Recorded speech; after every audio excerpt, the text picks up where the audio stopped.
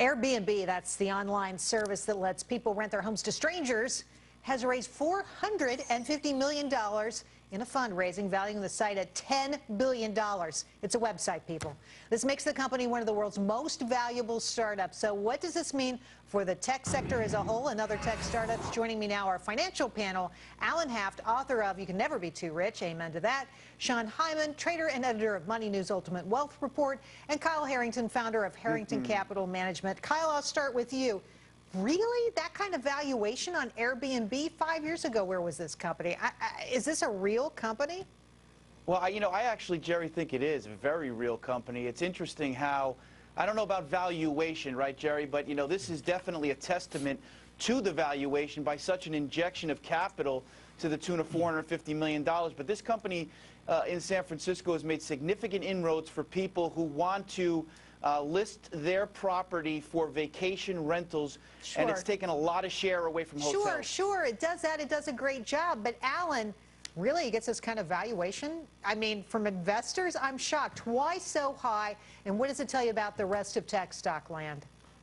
I mean, look, it's really opening up the hotel space to Main Street America. Everybody's bedroom and everybody's closet and everybody's couch is all of a sudden going to become a contender in the hotel market. So I don't actually disagree so much with the valuation if you believe in the long-term prospects of the company and the enormous audience that they can tap into. Sean, they're valued higher than major hotel chains. Their website, all they do is match buyers and sellers. That's it. That's all they got going for them. I'm sorry, I seem to be, underplaying their value in the marketplace, but I think every once in a while you have to ask questions like this.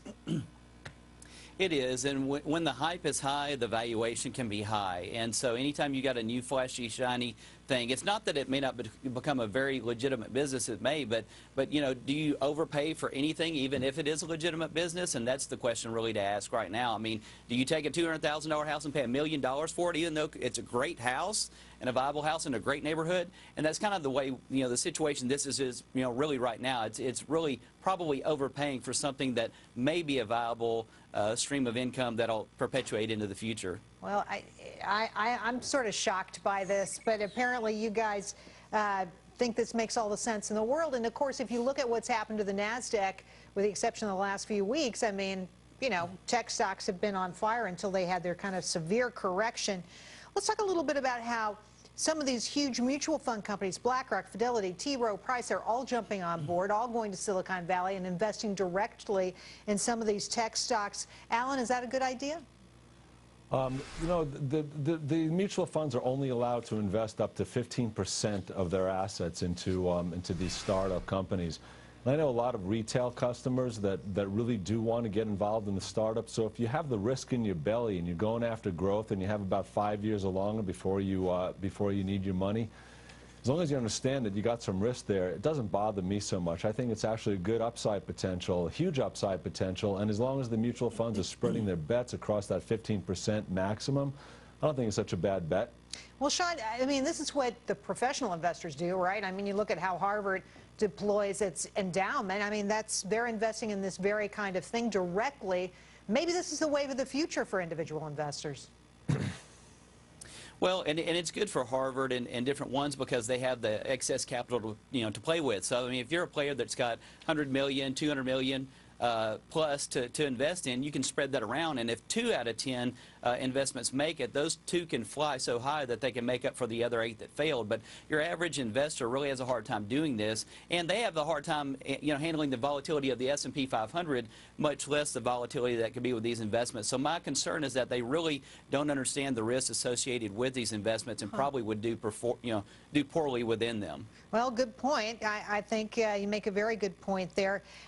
We were talking earlier in the show, Kyle, and I want to hear what you have to say about this. 73% of Americans have not gotten back into the stock market since the disaster that was 5 years ago. What do you say to them tonight? I say this. I say the stock market in the United States is and still will be the only game in town for outsized returns. And I think that you need to be invested in the market with fixed income rates and bank rates being so low, Jerry. You just need to be cautious and smart about entry points. and diversification of your overall portfolio so you don't have all your eggs in one basket. Alan.